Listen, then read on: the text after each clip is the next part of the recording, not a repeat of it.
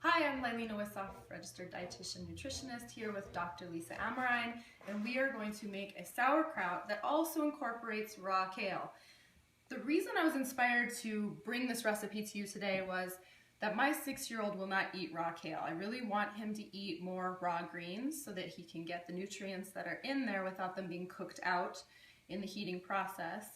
And the only thing I could get him to eat was this recipe, which is, here it is finished. And you can see that it's a beautiful purple color. It's a kraut, and it's got those kale pieces in there. So that's what we're gonna make. Now this does take about a week to make, and that's why I wanted to show you the finished product before we get started. All right, so what you wanna do is you wanna have one big head of cabbage. And I'm gonna show you how to kind of prep it, just it's a little bit of a job here. So cut it in half. And then you see this hard core right there? We actually wanna cut that out. Okay, because we don't want that to be part of our sauerkraut. It's just too hard.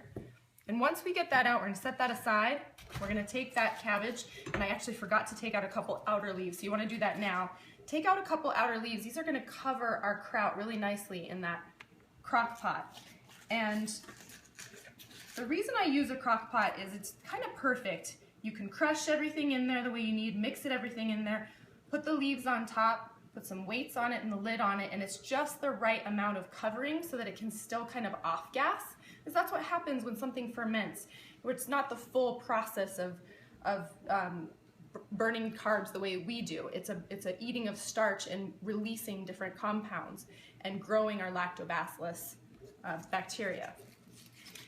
So we do need it to be able to sort of off gas a little bit. So you want to take some of these outer leaves and just set them aside for now. And I'm going to take that inner part of the cabbage, this big chunk right here, and I'm going to cut it into either thirds or fourths. And I usually take about 2 at a time. I'm just going to start slicing it nice and thin. You could do this in a food processor, suppose if you want to, and you can make kind of a different consistency. You can do a little bit thicker pieces. It's really up to you. I like to make it just kind of that thin. You can kind of see that. Hi there, we're back with our cabbage. We got it all sliced and chopped up.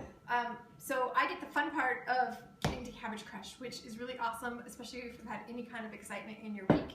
You'll get to see. First thing we're going to do is we're going to add in about 2 tablespoons of salt. It's about 1.5 to 2 tablespoons of salt per head of cabbage. If you're sensitive to salt or have really high blood pressure, you can change that a little bit. So you just kind of mix that in. Make sure your hands are clean before this because we get our hands in a gooey. And then there's this really fun cabbage smasher.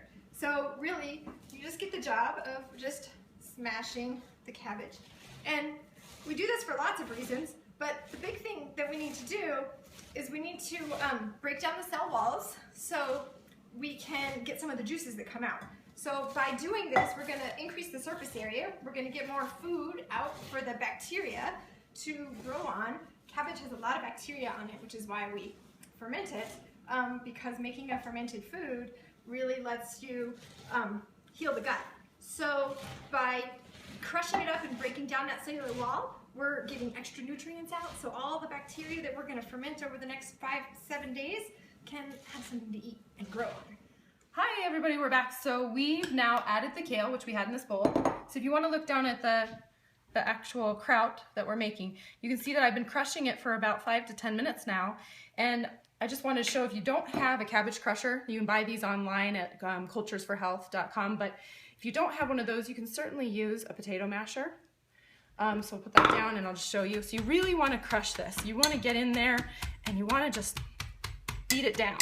And the volume will substantially decrease, as you can see.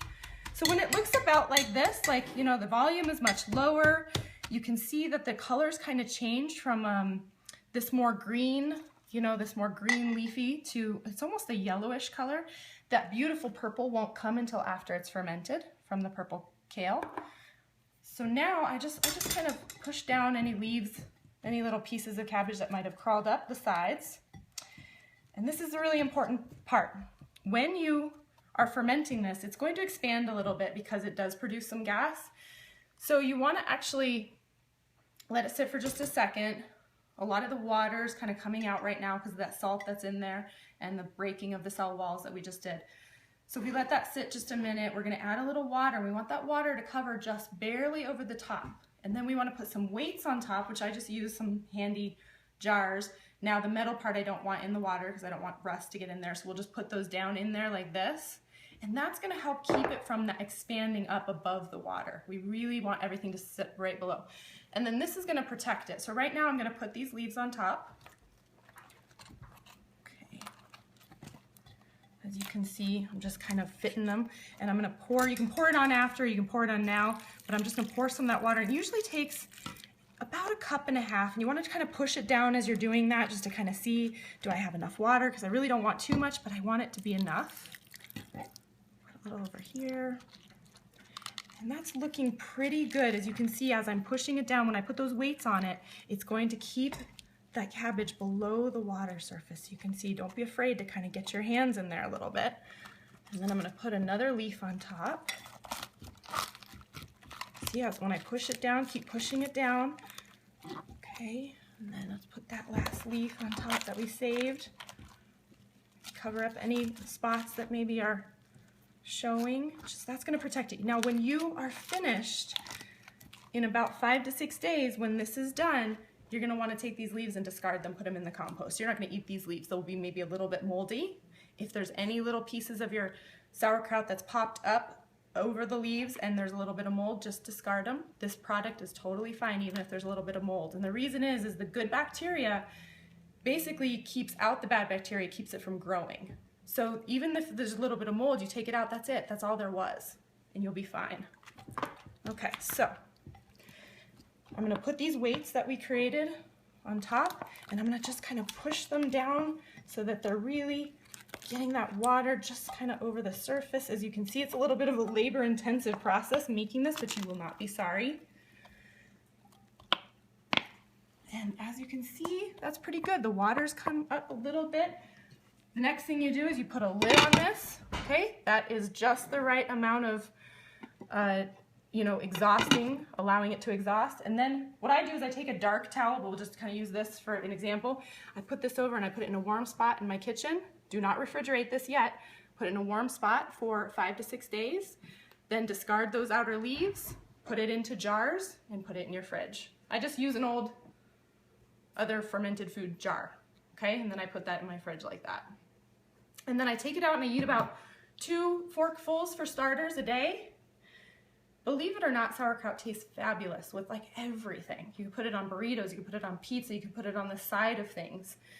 It's really, really a great product and it tastes wonderful and it gives you so many benefits. It improves the immune system, helps build the healthy flora in your lower gut, and it might even improve your skin and your blood sugar and your cravings for sugar.